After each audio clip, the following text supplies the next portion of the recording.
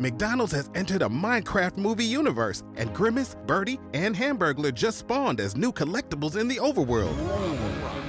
Now for a limited time, you can get one of 6 McDonald's collectibles when you order a Minecraft movie meal. Ooh. With your choice of Big Mac or 10-piece chicken McNuggets with spicy nether flame sauce. Available now in a biome near you. Oh, and at your local McDonald's. At participating McDonald's for a limited time. A Minecraft movie only in theaters. This episode is brought to you by Progressive Insurance. Do you ever think about switching insurance companies to see if you could save some cash? Progressive makes it easy. Just drop in some details about yourself and see if you're eligible to save money when you bundle your home and auto policies. The process only takes minutes, and it could mean hundreds more in your pocket. Visit Progressive.com after this episode to see if you could save. Progressive Casualty Insurance Company and Affiliates. Potential savings will vary. Not available in all states.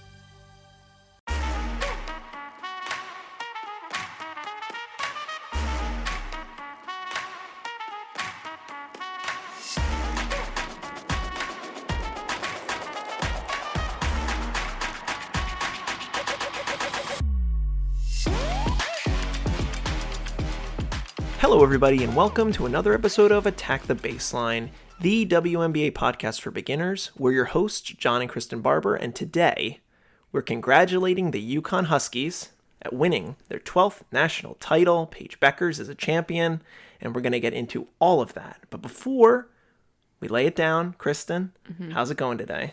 It's great. I feel vindicated that I picked UConn to win it all. Yeah, controversial pick. Well, you didn't. I didn't. You're right. Okay. Vindicated is a strong word. However, I came in 4th place in our Attack the Baseline tournament group. We will say congratulations to Paige v. Paige in our group for winning. Yes. We're not sure whose brackets these are because John put that we didn't have to put our names. Well, like, I don't know. People like to make it, like, themed. Yeah, that's fine. I agree. If you're Paige v. Paige, send us an email, attackthebaseline@gmail.com, or send us a DM on Bluesky or Instagram and let us know so that we can congratulate you appropriately. 99.4% percentile for that bracket. Like, almost a perfect bracket from Paige v. Paige. Really well done. We knew of a handful of other people in the top 10. Our friend Bridget was number 2. You were 4th. Alana, friend of the pod. Laura, friend of the pod. Dat, friend of the pod. All had UConn winning and ended up in the top 10. Yeah, a lot of winners. I ended up in 20th. I was pretty happy with that. I had UCLA winning. Didn't pan out considering how they got absolutely destroyed by UConn. True. Because UConn was just on an absolute demolition run. They never looked like they were ever in a position of worry. They just were so professional. It was never a doubt. It's honestly never a doubt. No. Like, really, it seemed like a destiny for this team to win. It did. I feel like. With everything Paige has gone through, with AZ has gone through, now they have a huge piece in Sarah Strong, complimenting both of them. Gino hasn't won in 7 years, something like that. 2016. Yeah. Yeah. So it seemed like it was meant to be. It was bound to happen. And to me, it's just wild in the first place that they were a 2 seed to begin with, especially after they were given the 2 seed and then the betting odds opened and they were the odds-on favorites to win. Right. And like, that just really makes no sense to me. I don't know. I don't understand how they made these seeds. I guess, it's based on the schedule. They had lost in the regular season to USC, to Tennessee. To Notre Dame. Sure.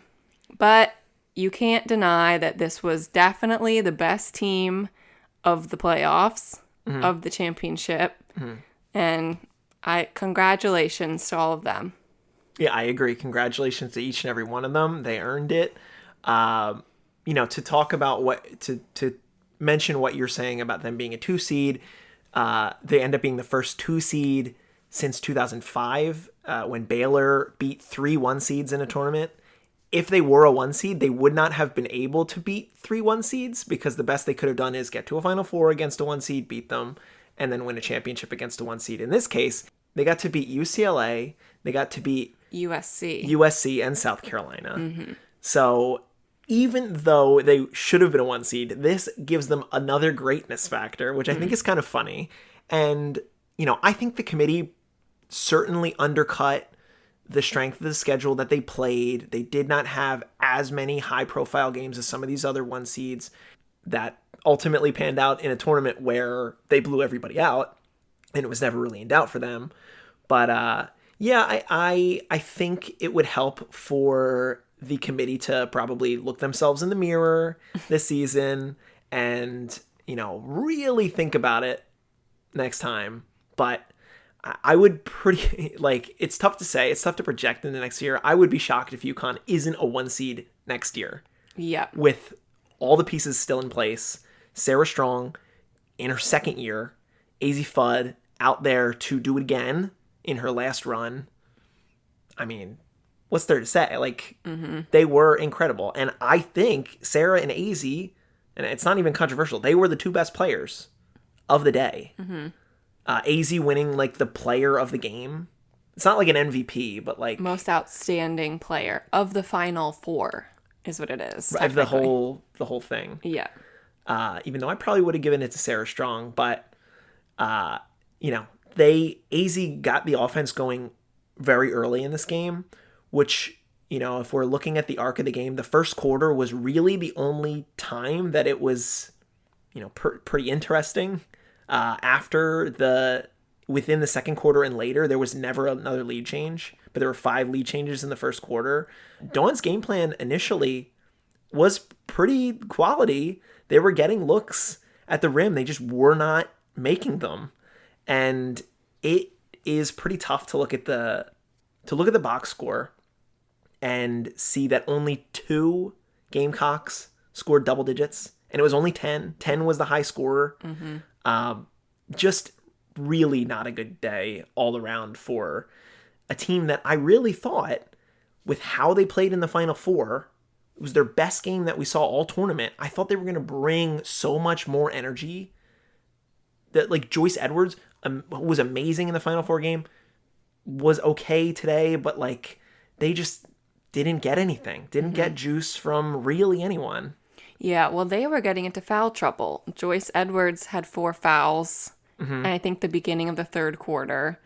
So they were playing kind of messy. I mean, she's a freshman and hadn't gotten much time. Correct. Right. She had a lot on her plate. She had an incredible game last game, but no one was really expecting that. So, there was a lot of pressure on her after that game on Friday. So she was in foul trouble. Something that stood out to me was Chloe Kitts, who has been the leading scorer for South Carolina the whole tournament, but she only had 4 points in the first half of this game. Yeah. So she was really shut down, but I think that was surprising to people because UConn doesn't have the size really to compete with Chloe Kitts to begin with, you would think. But Jenna Al-Alfi, who was also in foul trouble, to be fair. 2 early fouls in the start of the game, 2 early fouls at the start of the second half. She was in 4 fouls through the lion's share of this game, only played 12 minutes. She was disruptive. And Sarah Strong is another big that not only stuffs the stat sheet on the offensive side, but is a defensive demon as well. And you're right, Chloe Kitts has been good, but she really didn't get much of an opportunity. She made an early jumper that made me post on our Bluesky saying, if Chloe Kitts is knocking down that long 2, then it could be a really good day for South Carolina. But even in the first half, I think there were 3 made threes for both teams total. No one was hitting the 3. And, things look very different if South Carolina hits a couple of those threes. Tahina Paopau's first shot attempt was a 3, made it. They make one other one in the first half. I know the looks weren't falling. It was really tough. Malaysia Fulwiley was not very good today, which is tough to say. And they said in the broadcast that Dawn was like on her saying, we need you. And there was a brief moment in the third quarter where Malaysia gets a tough bucket and then steals a pass, gets a hit-ahead pass to score 2 buckets in a row. And I'm like hopeful that she's going to start to take over a little bit. But then Gino calls a timeout and stops it in its tracks. And that's part of what makes him such a great coach. Yeah. He knows when to stop. Even though UConn is still, 11 points ahead or something, he sees that they're getting some momentum. We have to put a stop to it. Yeah, very well-timed timeout for Gino. And, ultimately, at the end of the day, UConn wins this game by 23 points. Never looked back in the second half. I want to shout out KK Arnold. She had this, I think it might have been right after that timeout, or it was after a pretty pivotal point where it looked like South Carolina could have also got some momentum back, even if it wasn't exactly that point in time. But KK gets this tough and one bucket, and that is like the exact moment that I was like, okay, UConn, there's plenty of time left on the clock. UConn is not losing this game. Such a dominant game by UConn. I got all my shout outs out. Do you have anybody else you want to talk about? Okay. Yeah, well, I will 1,000% shout out Sarah Strong. She was the first player in NCAA tournament history to have 20 points with 60% field goal percentage in the Elite Eight, the semifinals, and the title game in 1 year. She has just been so unbelievably good in every single game of this whole tournament. How is she a freshman? It's crazy. Yeah, they said she had 90 plus steals and 65 plus blocks as a freshman, and they were like, there hasn't been another freshman doing that. Yeah, like that, and those are your defensive stats, not to mention how well she is on the offensive side of the ball. Right, she had the most points of any freshman in a tournament. And she's a 3-level scorer too. Not to like, she's not just a post player. No, she shoots threes. It's crazy. Like, I am just amazed by Sarah Strong, honestly. Like, more than any other player, I feel like. Right. Like, if you ask me who my favorite player is in women's basketball, like, it's probably Sarah Strong. In all of women's basketball. Yeah, like something about her. Like, I can't. I don't know. It's crazy. And it's a good name too. Yes. For a basketball player. And you know who gave her that name, John? Someone who we talked about in our last podcast, Allison Feaster. This was a groundbreaking moment for Kristen. And thank you for Sue Bird and Diana Taurasi for having their little side show. Yeah, Allison Feaster is Sarah Strong's mom, and Kristen, after doing all of the research about the Charlotte Sting, never realized this huge revelation that Allison Feaster is like the mom of the best player in college basketball. No, when we were watching Sue and DT, and they were like, oh, Allison Feaster's coming on. I was like, oh, that's super random. Like, I just learned all about her. Okay, no idea why. The first Ivy League player to be drafted in the W, of course. Get her on there. So she comes on, and you're like, they start saying, like, oh, yeah, so you're Sarah Strong's mom. And I'm like, metaphorical mom. Right, like metaphorical mom. You hang out with her a lot. Like, okay, that's cool.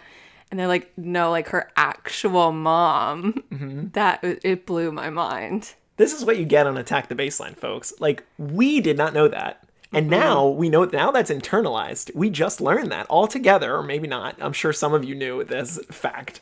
But I'm so impressed the coincidence of this happening right within these past couple days. Yeah. So that was wild. And she was a great guest. Yeah, she was. Boom. So amazing for Sarah Strong. I wish she could come into the W this year because I would love to see her in the W, but she is just going to keep developing and she's going to be so good in 3 more years. So that's like, watch out. Anybody else who's not UConn, because I think they're going to win again with Sarah. And I don't think I don't expect her to, hit the transfer portal. No. I think she she's likes it there. Yeah, make it a, make a dynasty yourself. Yeah. You could be Stewie. Mm-hmm. You could just win 4 in a row. I wouldn't be surprised. No, Rebecca Lobo even said, so Paige is going number 1 in the draft. Sarah Strong, when she comes out in 3 years, will go number 1 in the draft. Mm-hmm. Put it in pen, and AZ Fudd will be a lottery pick. So Rebecca Lobo calling her shot, I don't have any reason to expect, because even in 3 years, that gets us past the Lauren Bettses of the world, that gets us even past Juju, unless Juju doesn't declare in 27 and goes into 28, then it would be interesting. Okay, so let's finish talking about this game. I know. We can talk about everyone else. I know. Well, I think we also have to give some flowers to Paige. Yeah. She was pretty quiet in the first half of this game, but she got some pretty well-timed fouls and had, 6 free throws. So that was good. She was facilitating.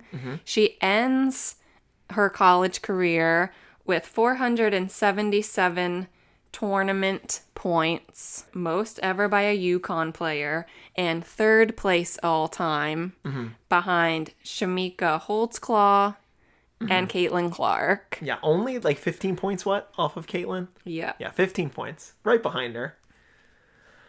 Oh man, the WNBA is going to be so good next year. It's going to be so good. Yeah, I'm just really happy for Paige. I'm really happy that she pulled it out. The last time they were in this position, they lost to South Carolina. So it was just meant to be that they could beat South Carolina today.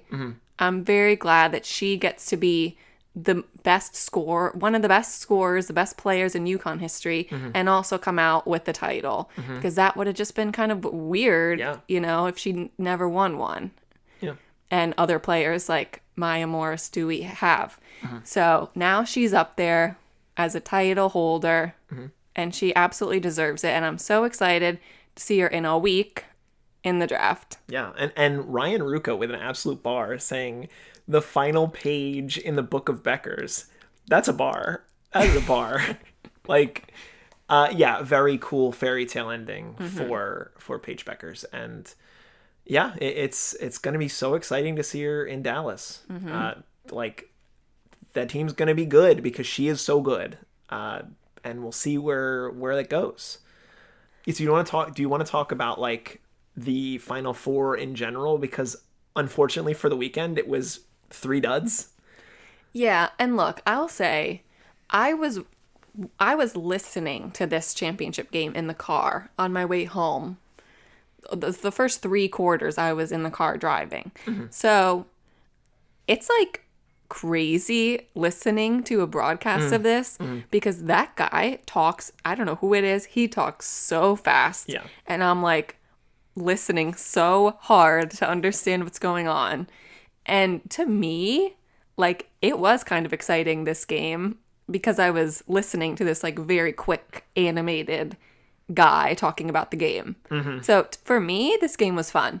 But yeah, the past 2 games, not really.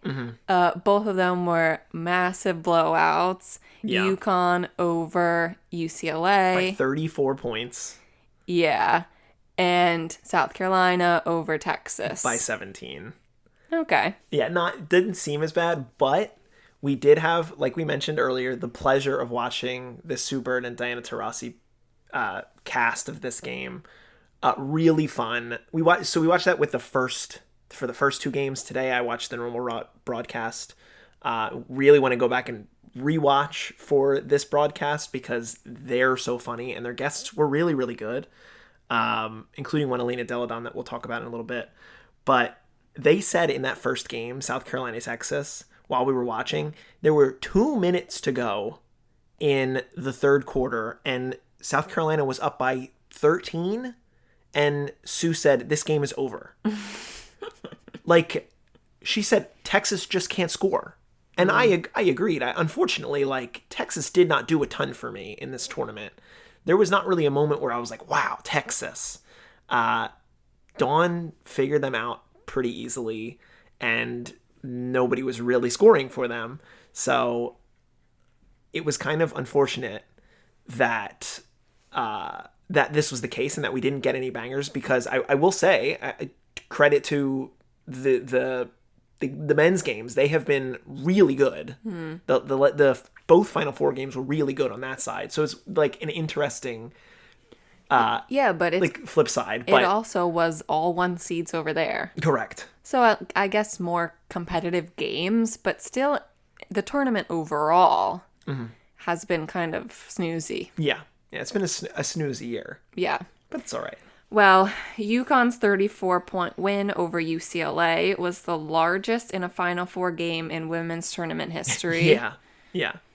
That's wild. Yeah, some history for that. Yeah.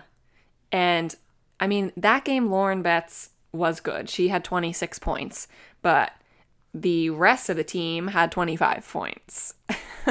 So it just wasn't a good showing by UCLA. But I do think that was UCLA's first ever time being in the Final Four. And they have obviously their cornerstone player in Lauren Betts, who I don't think also is going anywhere. And Gabriela Jaquez was good, and I don't know a lot of the other players on UCLA right now. Rice. Sure. Yeah, Janiyah Barker's going to enter the draft. I was writing my mock draft today, but yeah, I mean, they still have a setup in UCLA. It would be nice to see a team that doesn't just feel the need to jump into the transfer portal, because so many of the other teams have been doing that. But yeah, I don't necessarily expect it, especially from Betts. I think she's set in where she is, and they're going to try to figure it out and do what they can to get UCLA at least into a final next year. But yeah, still like claps for UCLA to make the Final Four. Got to give them the credit. I will also say an interesting stat is the most followed March Madness players on Instagram. Did you see my graphic? I think I've seen this, but it's like Paige and Juju. I guess AZ's probably up there. No, it's 1 to 5. It's Paige, Flau J, Yep. Haley Van Lith, HVL, Juju, and then Cooper Flagg. Yes. One male athlete in the top 5. I love that. Future Sixer Cooper Flagg. I'm glad that he is got a little credit there too. But yeah, those four ladies on top makes sense. They're all quite good and good on social media. That's for sure. Any other overarching thoughts even though it was snoozy, I had a blast following the tournament as closely as we have. I haven't done that with a women's tournament before. Haven't even followed a men's tournament this close. So this has been an absolute joy. And now I'm so excited that I know about some of the best prospects coming out. Like I just mentioned, I wrote a 2-round mock draft. I've never done that before, but I feel like I have an idea about what some of these teams might want to do with some of these players that are coming out. Obviously, there are a handful of players that could say, no, I'm going to return to college, and we won't know that until maybe tomorrow or the next day. But it's just cool. It's just cool to know. We will post a link to that Substack. It's on Substack. Did you say? I did not. Okay. I've never used Substack Me neither. before. But I think we'll post a link to it on our Bluesky. And also in the comments. Or also in the description of this episode. Okay, cool. Yeah. So you can check out that. And yeah, congratulations to UConn again for this incredible title run. This episode is brought to you by Progressive Insurance. Do you ever think about switching insurance companies to see if you could save some cash? Progressive makes it easy. Just drop in some details about yourself and see if you're eligible to save money when you bundle your home and auto policies. The process only takes minutes, and it could mean hundreds more in your pocket. Visit Progressive.com after this episode to see if you could save. Progressive Casualty Insurance Company and Affiliates. Potential savings will vary. Not available in all states.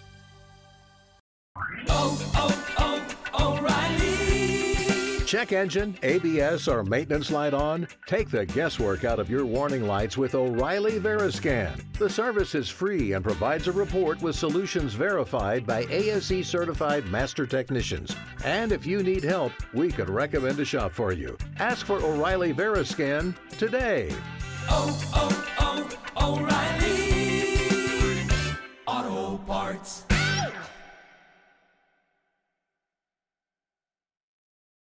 McDonald's has entered a Minecraft movie universe, and Grimace, Birdie, and Hamburglar just spawned as new collectibles in the overworld. Now for a limited time, you can get one of 6 McDonald's collectibles when you order a Minecraft movie meal. With your choice of Big Mac or 10-piece chicken McNuggets with spicy nether flame sauce. Available now in a biome near you. Oh, and at your local McDonald's. I participate in McDonald's for a limited time. A Minecraft movie only in theaters. Now's the time for a great deal on a new Honda. It's time to take an adventure with rugged capability and commanding style. Check out the Honda Ridgeline, Pilot, or CR-V. For a limited time, well-qualified buyers can get a 3.99% APR on a 2025 Pilot, a 1.99% APR on a 2025 Ridgeline, or a 2.99% APR on a 2025 CR-V.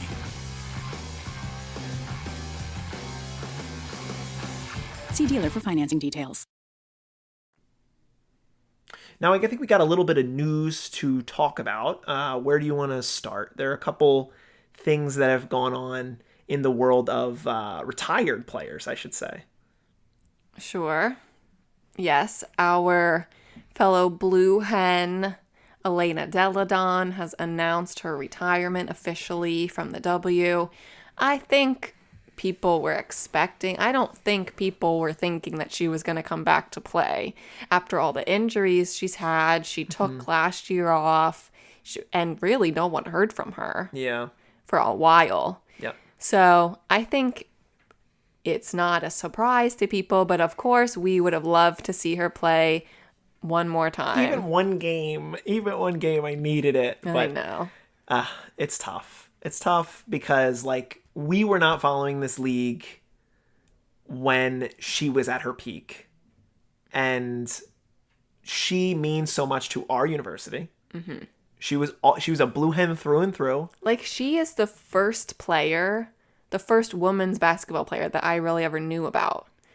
Because of being at Delaware. And we weren't there at the same time, but like all the professors, I was in the same like college as she was in. Like I don't think she was in my major. I think she was like an early childhood education major. But that was like in my college. So all my professors would like bring her up in classes. When Elena was here. Yeah, they would. And there was like a big poster of her on like the side of my building. So she was like a legend when we were at school. Yeah. Wishing her all the best. That's why I need to see this replay of the Bird and Taurasi show, because she was the first guest on today's game. And the guests have been doing this thing where they bring on they bring like a little bag, probably some stagehand, gives them something to give to DT, wishing her, success in her retirement, like a little sash or a crown or a mug that says congratulations on your retirement. And they gave one to Elena because she retired 2 days ago. Like, actually, was it yesterday? Like, she retired between the last game and this game. And, we are just wishing her all the best. I hope she does something in the league. She'll be around. It would be cool if she was an assistant coach, or if she gets like an executive gig or something that like just leaves her in this ecosystem, even though you're right, she has been pretty quiet and pretty private. She's got a lot of family things that she likes to take care of behind the scenes. So maybe we never hear from her that often, but I mean, I would guess the indicator of her being willing to go on Sue and DT's show is a good sign. Yeah. For that. Now she's like okay to talk about it. Right. I imagine that she has known she was going to do this for a while and just like didn't really want to appear publicly. Yeah. To string people on. Yeah. So all the best to Elena Delle Donne. Our GOAT. Some other retired players that we can talk about are the 3 women who are being inducted into the Naismith Basketball Hall of Fame this year. That's the Naismith Basketball Hall of Fame. Yep. Too. That's Sue Bird, Maya Moore, and Sylvia Fowles. Yes. Exciting. Exciting stuff. I think we were walking with a friend of ours yesterday, and the notification came across his phone, and he said, "Oh, you two will like this. Sue Bird's going to the Hall of Fame." And I said, "Wow, like very convenient timing," because Sue Bird was also a player that we didn't get to watch live. She had already retired by the time we started watching, but she's got a very infectious personality, as shown in this broadcast that she's doing with DT. And for this news to come out yesterday, I think they're all very deserving of this, and it's exciting. I hope that we get an opportunity to see their acceptance speeches or find a way to see that. I'm sure there's some stream somewhere, or it'll be on ESPN. Yeah, I don't know when the ceremony is. But so John and I went to the Basketball Hall of Fame in 2019. Yeah. Yep. Obviously, that was before we really cared about any of this. So I think we need to go back. Sure. To pay homage to all of the women. Yeah. That are going into the Basketball Hall of Fame. I absolutely could. And I mean, unfortunately, what we've learned about the Naismith Hall of Fame is that there's not a lot of women inducted, because there's the Women's Basketball Hall of Fame. But, here's 3 more joining the group. And, there's a lot of other great players that are included in this. But Sue Bird, the all-time leading assist leader in the WNBA, and I don't expect that to be something that is surpassed by maybe someone like Caitlin, but she's so far ahead in that stat. It's crazy. Sylvia Fowles, a player that led the league in double-doubles all time. Really? Before, I believe it was Tina Charles, supplanted her in that. And Maya Moore, a player that, might not be at the top of any of these statistics, but one of the greatest players in WNBA history, a 4-time champion. They're all so great and permanent leaderboard players that they will never be forgotten. And it's so appropriate to include all 3 of them now in the Basketball Hall of Fame. So yes, I agree. We have to get over there, and now with better context, pay them the homage that they deserve. True. Do we want to just do a quick news roundup of other news? Sure. Yeah, I'll let you go. A little okay. Little roundup. This is going to be very random topics, but here we go. I don't even know what you have. You have screenshots. Yeah, I just take a lot of screenshots. So this was just an interesting thing that came out. Unrivaled has included injury insurance for players, that any player that got injured in Unrivaled, if they can't play in the W season following with their injury, they pay the salary that they missed out on from the W. It's so good. That so good is incredible of them. So particularly this will happen with could happen with Benijah Laney Hamilton, because she got hurt. She really only played in 2 games for the Laces. Yeah, 2 or 3. And then she got hurt and stopped playing. And really, the Liberty could suspend her this season if they know she's not going to play. So then they don't have to pay her. Yeah. And then that's technically Unrivaled's fault, I guess. So Unrivaled will pay her $185,000 salary if she gets suspended. But she would have, and that would mean that she would have to be out the entire year. Can you suspend it and then unsuspend it if she gets healthy? I don't think so. See, because that's what I wonder, if Benijah's well, maybe not, because I want to play after 5 to 6 months of recovery. But I mean, that's a pretty sweet deal. I'm very impressed with Unrivaled that this came out and that we've paid attention to it, because the injuries were a very serious problem. And, it's not something that you should expect, but it's something that happens. And in the severity of what Betnijah is going through as a result of playing in Unrivaled, the bare minimum is for them to cover that. And I got to applaud them for that. Because it's going to make players want to play. They're not going to be afraid to play, knowing that they're at least covered if something happens like this. Yeah.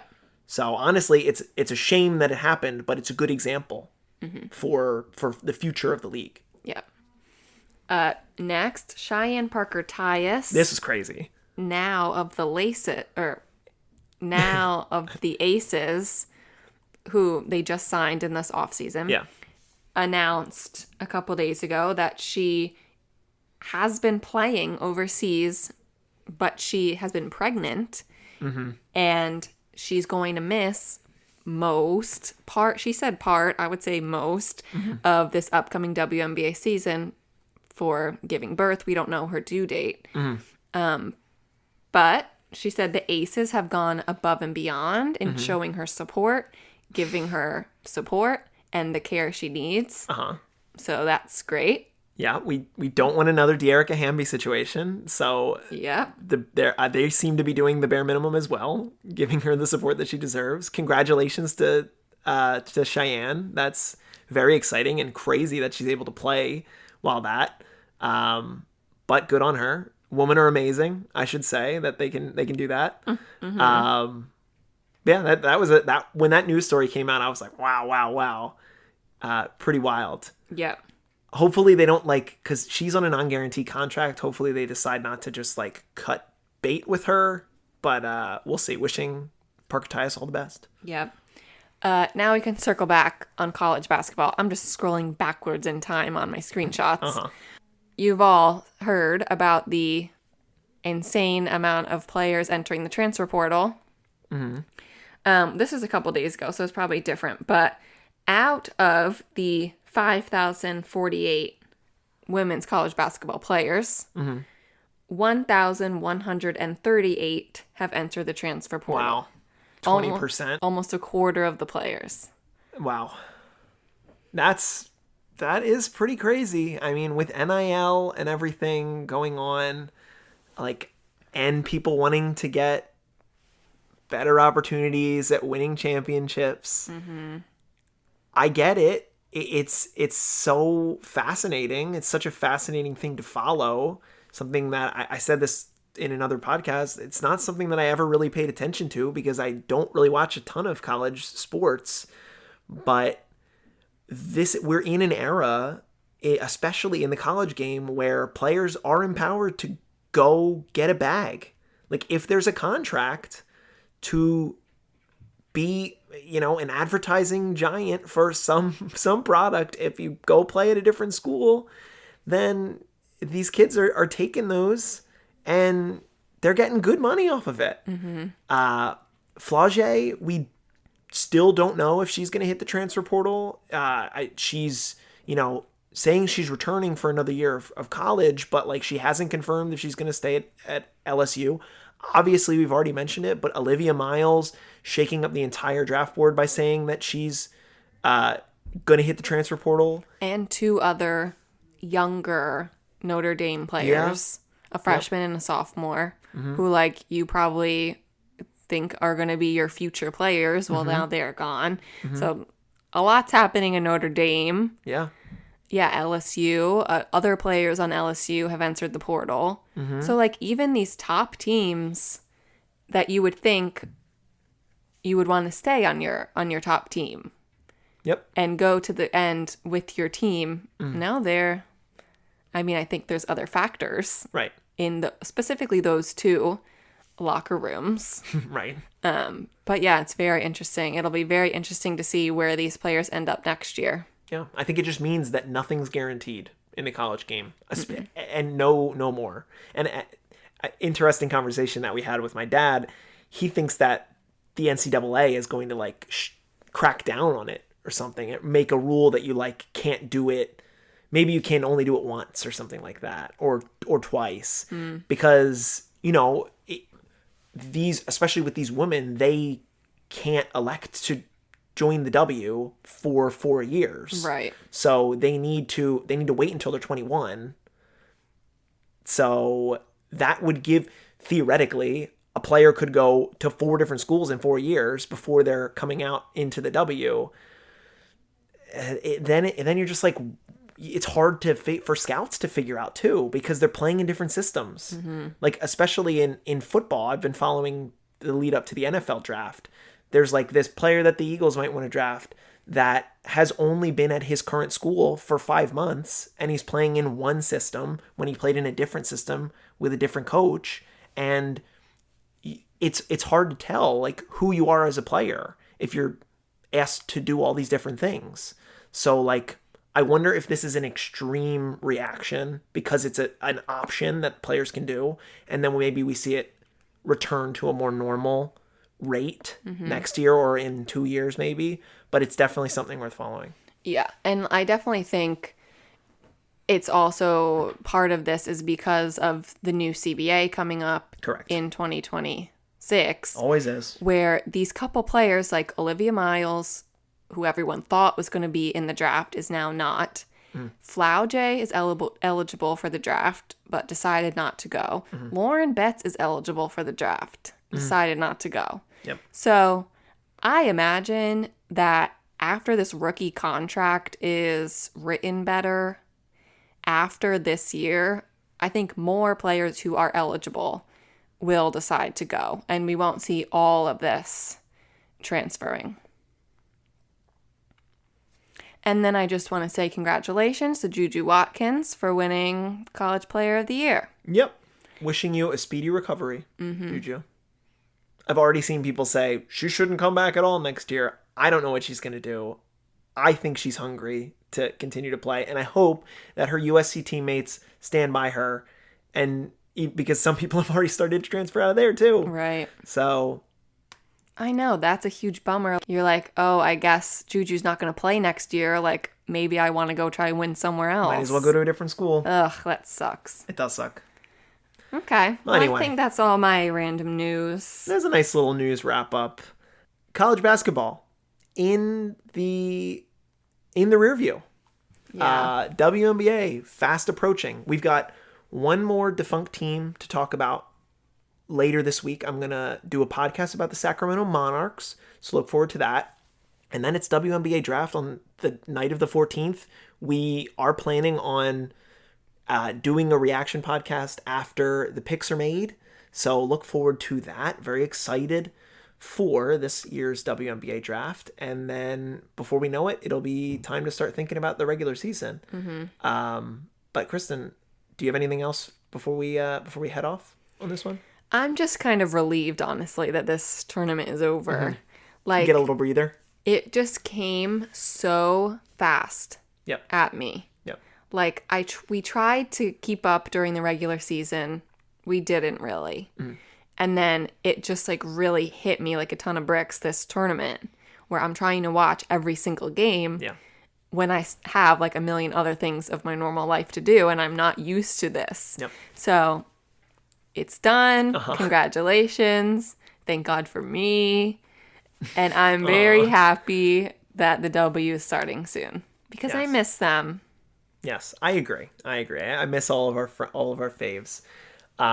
If you would like to reach out to us and let us know how you're feeling about the show or how you felt about the tournament, you can do so at our email, attackthebaseline@gmail.com. Follow us on Bluesky and Instagram at ATBPod. Follow us on our Substack, which I guess is in our... It's in our link tree. Just follow our link tree on Bluesky. I think we'll just use a Substack like whenever we do a bunch of research and want to put something together. Yes. Like, I definitely want to write a little article about Tina Charles, because that was like a lot of research I did about Tina Charles, all in all different spots. So just to make it all in one place for anyone else in the future. So we'll be writing random stuff. Check out my mock draft, my 2-round mock draft, with all my thoughts and comments on the picks. Subscribe to our YouTube channel. Leave us a 5-star rating and review. Do all the great stuff to support us, because you love women's basketball too, as much as we do. And that'll do it for all that. All the soapboxing. Kristen, I'm staring at the baseline. What are we going to do Attack it. Attack the Baseline. Thank you so much for listening, and we will be back so soon talking about the Sacramento Monarchs. But until then, ta-ta for now.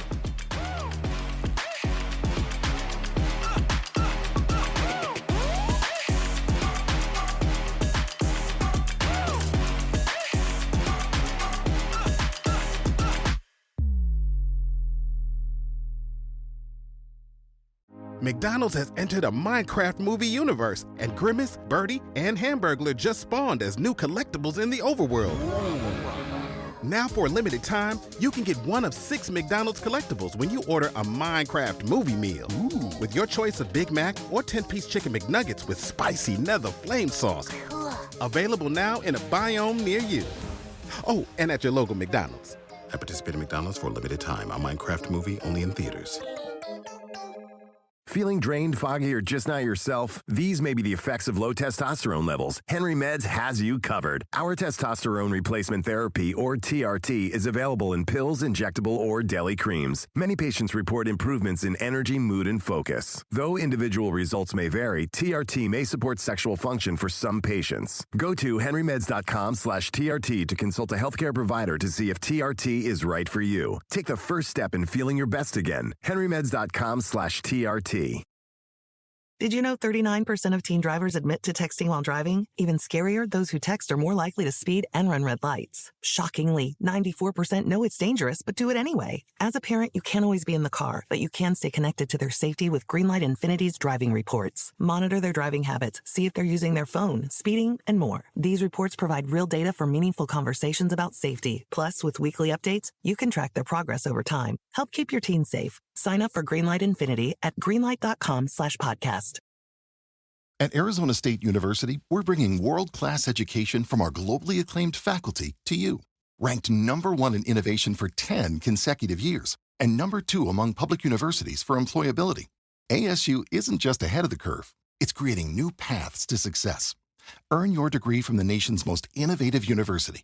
Online, that's a degree better. Explore more than 300 undergraduate, graduate, and certificate programs at asuonline.asu.edu. This is your before and after story, where your first steps towards a new life-changing career begin. Southeastern College can take you there. We offer in-demand hybrid and online programs with hands-on training, led by in-field career professionals, and career services to put you on the path to a rewarding and fulfilling future. This is where your transformation begins. Southeastern College, your future is bright. Visit sec.edu to get started.